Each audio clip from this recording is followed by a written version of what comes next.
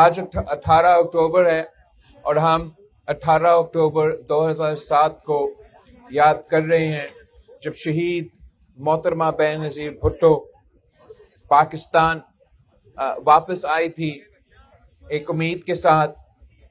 وہ اس ملک کے غریب عوام کی آواز تھی.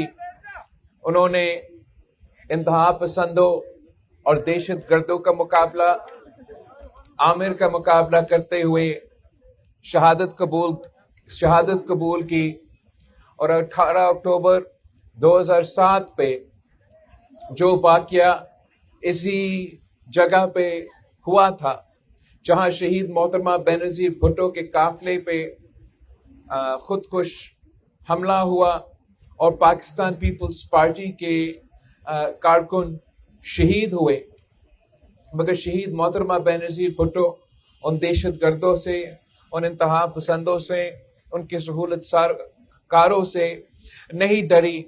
وہ جھکی نہیں، وہ پیچھے نہیں ہٹی، اپنی جدوجہد جاری رکھی اور 27 دسمبر 2007 کو شہید ہوئی. پاکستان پیپلز پارٹی آج بھی شہید محترمہ بے نظیر بھٹو کا مشن کو، فلسفہ کو، سیاست کو آگے لے کے چل رہی ہے.